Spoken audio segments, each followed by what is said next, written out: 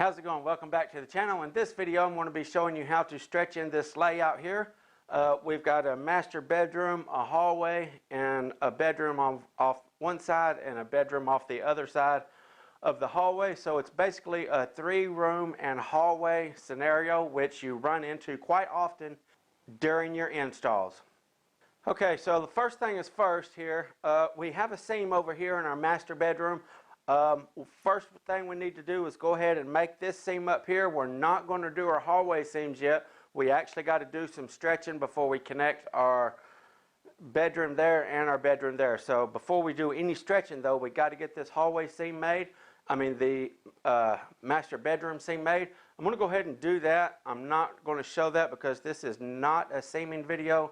This is how to stretch a layout video, I guess you might say. So I'm going to go ahead and make this seam up. When I get it done, we'll come back and show the process.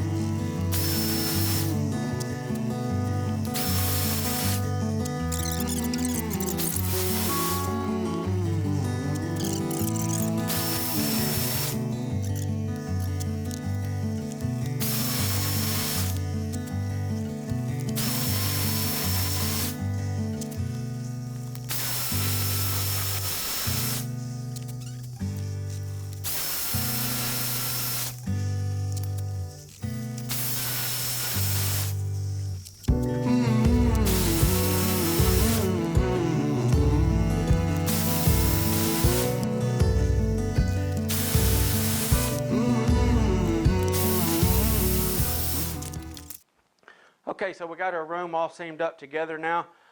What I want to do, I always want to keep this in mind anytime I can help it. You guys, if you've watched my videos, you probably know this, but I always like to stretch the room crossways, which it don't matter if the grain's running that way. If the room is shorter that way, that's the way I want to go. I want to get my biggest stretch the length of the room, okay? So I'm going to tie off right there, make me a couple stretches this way, tie this wall off, and then get me all my stretches that way. Before I finish up here, we're going to stop and address the hallway, okay? So right now what I'm going to do is go ahead and tie this off and get my first few stretches, and we'll rock and roll with it, okay? Now a lot of guys is going to use a kicker to do this. I have, after 30 years or so of doing this in the industry, I try not to kick anymore at all, and it's pretty successful. I don't really have to kick anything using this kneeless kicker here, or a kneeless power stretcher, I guess is what it's called, the kneeless stretcher. But anyway, I don't kick anything anymore. I simply use this to set all my walls and everything, and I'll take this little Easy Tuck by Taylor and crease it down on the tack strip right there.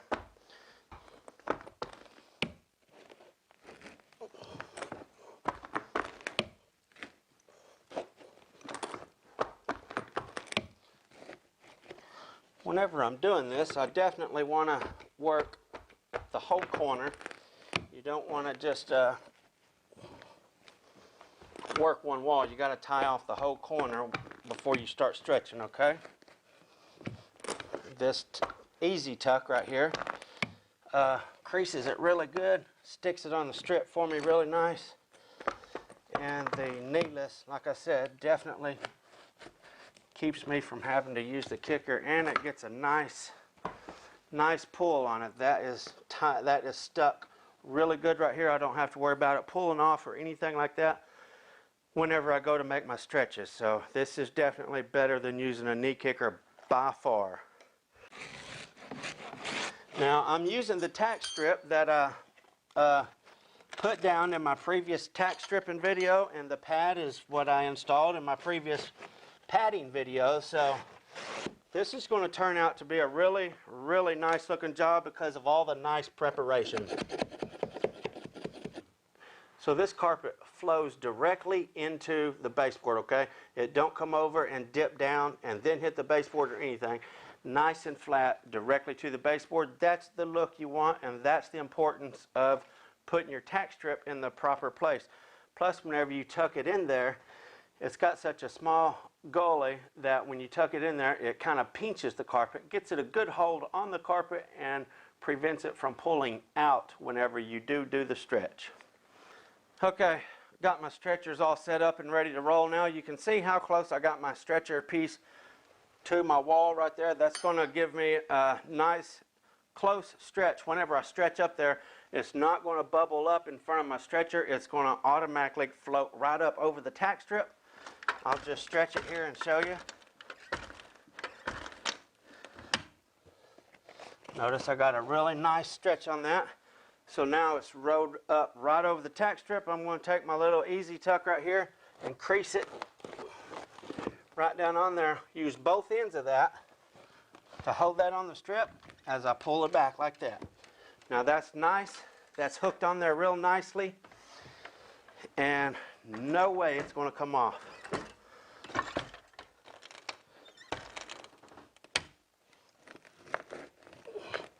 This is my build. I hope I don't blow a wall out, one of these little demo walls while I'm stretching.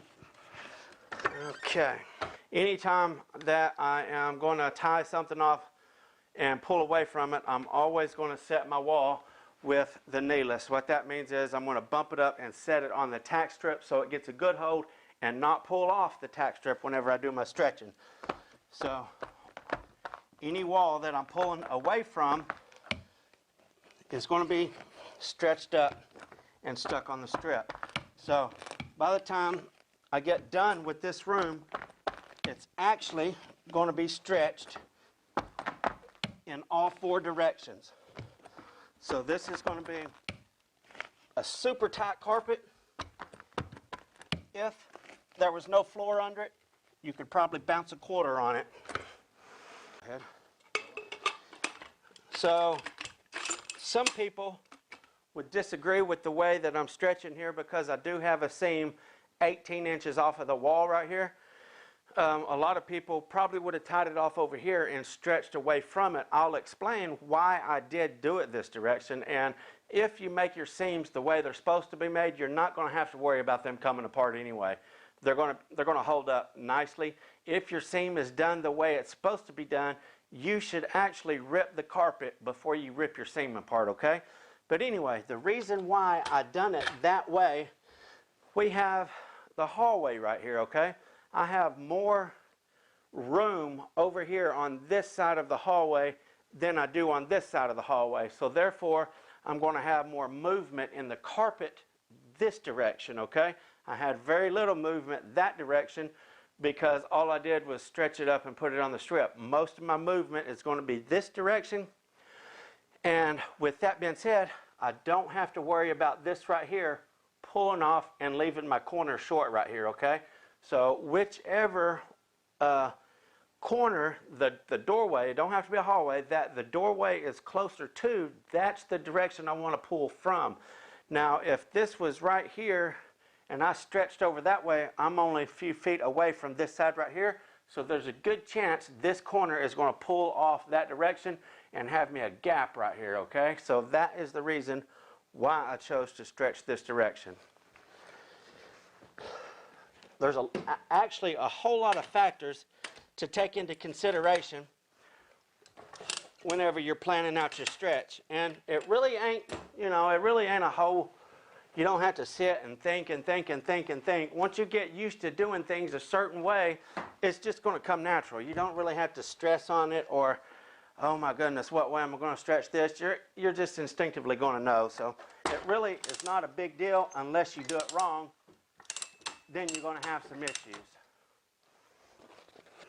Okay. All right, once again, my headpiece is nice and close here, and we're fixing to stretch the fire out of it and get it going on here. Okay, taking my easy tuck, crease it right down in there. I want to get that as far in the corner as possible. Crease it, hold it, release the handle. I don't know if you noticed that or not. I'm going to set that right back. my stretchers is actually at an angle coming to this corner, okay? Now that I'm fixing to make my second stretch, I'm going to pull my stretcher over here and kick my tailpiece over that way. Now I'm going to stretch in the opposite angle, okay? That's going to just tighten everything up. You don't want to stretch everything that direction toward the corners. You're going to be working backwards, obviously. You want all your extra carpet to eventually work out of this corner right here, okay?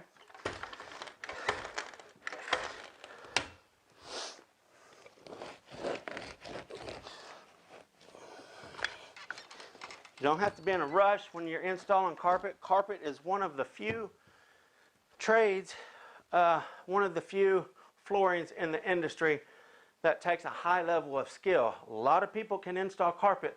Very few people can install it right, okay? Take your time and take pride in your job, because if you do, you're going to outshine everybody else around you, okay? It ain't hard to outshine everybody else because most people don't care. I'm sure that you can see how hard I'm stretching on that. Definitely stretching enough to meet industry standards. And even that little bit of a detail, you know, I'll be honest with you. I used to be comfortable with that right there, okay? That's nice and tight, yeah. That's not going to meet industry standards, okay? And what the difference is, it's nice and tight and everything like that. When you stretch your carpet in super tight, it should almost, it ain't stretched that way. I'll show you in a minute when I get completely done. It should almost be like it's glued to the floor. You should have a hard time even picking it up. A lot of guys will go like this. Ooh, that's a little loose. Or they'll say, okay, that feels pretty tight. When you get done stretching all directions, it should literally barely move. It should be that tight in your room, okay?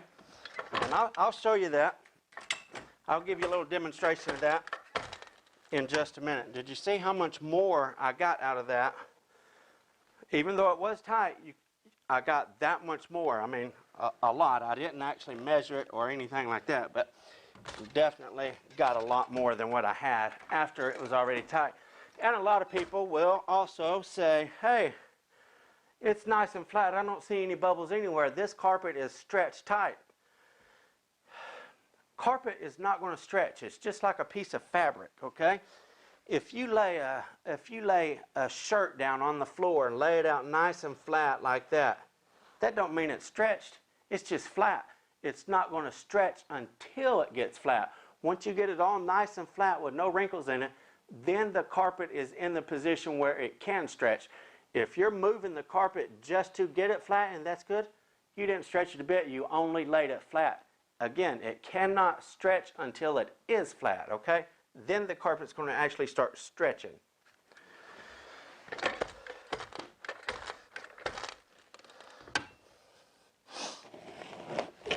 Okay.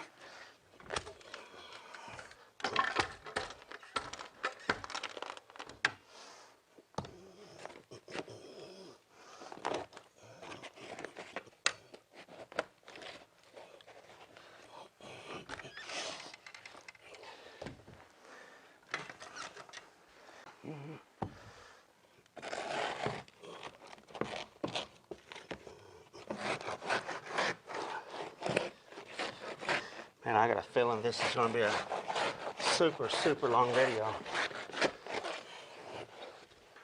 I don't know if you noticed or not, when I was trimming my carpet, I would come back like this as I was working my way down there. What happens is if you push it straight forward and never back up, you have a big wad of fibers will build up in your trimmer and it gets hard to push. So about every foot and a half or so, I'll back it up and get another start. What that does, that causes the pile of fibers to fall out of the trimmer blade and gives you a nice clean start again. Now I'm going to go ahead and finish up tying all this wall off. That's going to push a little wrinkle up right here, but that's okay. As soon as I get this tied off, we're going to address the hallway, then we'll be able to make our seams in each one of those bedroom doorways, okay?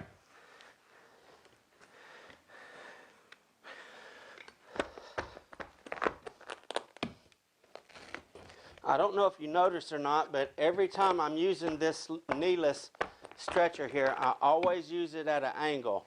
Never want to use this thing straight on. Occasionally, if you're in a tight spot or something like that, you can, but when you use it straight on, you're only stretching it from here to here, point A to point B. If you use it as an angle, straight from here, is straight back here. You're actually pulling the carpet up beside it like that. So it is important to always use this on an angle. A lot of guys don't understand the concept of the kneeless stretcher or the Tri-Force or anything like that. I think I've done enough videos on stuff like that. I've yet to do one on this, but I will be. And a lot of guys just have a hard time understanding the concept of how it stretches. They just don't get it. They say it only stretches between the headpiece and tailpiece. It's absolutely not so. Absolutely not so. Just takes a little bit of open-minded to see it, I guess. There are some of the best installers in the world. I'm not just saying that. Some of the best installers in the world use this tool right here. Some Master 2 carpet installers, NFIC certified installers, Master 2 certified installers, and super well-known installers that flies all over the country, even out of the country sometimes, just to do somebody's staircase. So top-notch, top-of-the-world installers use this tool. I don't think they would be doing that if it was a hack tool or didn't work.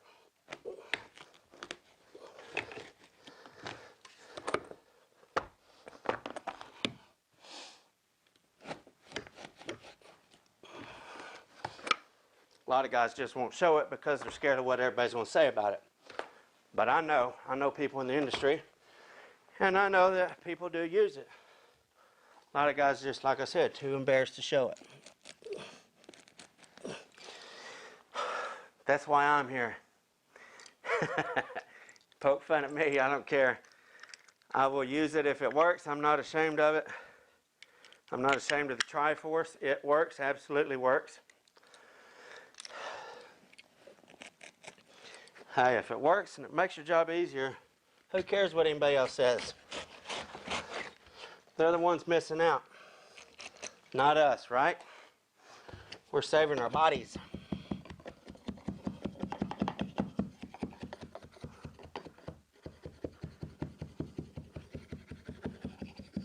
And if you haven't reached that age yet, where you've been in the industry for 25, 30 years or so, you will, and you will be looking for ways to stop kicking.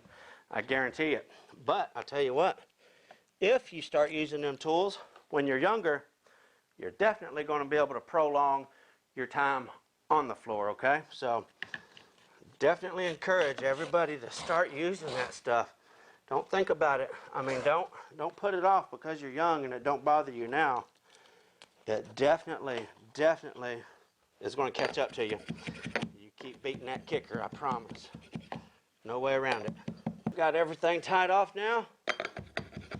Ready to go. And just as I stated, we pushed this up a wrinkle right here because we actually stretched this room a little bit that way. So now it is time to address our hallway, okay? Now, a lot of guys think, hey, I'm going to kick this in. It's just a little narrow hallway. It don't have to be crazy tight. No need to break out the stretcher.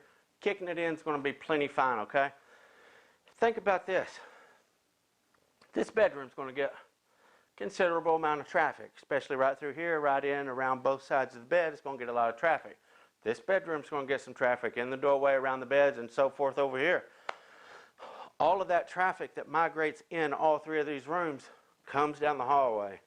The hallway is going to get more traffic than any other area of your house, okay? We need to stop skimping on the hallway and actually address the hallway with a little bit more attention. Give this a better stretch than you actually give anything else. This is going to take more abuse and more wear and more traffic than all these other rooms, okay? This is the hallway. It's the pathway into all these other rooms. So definitely needs a good stretch, okay? We're ready to address this hallway now. Time is running short. I know this video has already been, I don't know how many minutes long. It's been a long video already. For the sake of that, I am going to break this video up into a two-part video. I'll leave a link up here for part 2. I'll leave a link in the description for part 2. Go ahead and click on that and see how to finish up your hallway in these other 2 rooms, okay? Thank you guys for tuning in. Until next time, FBSB's out.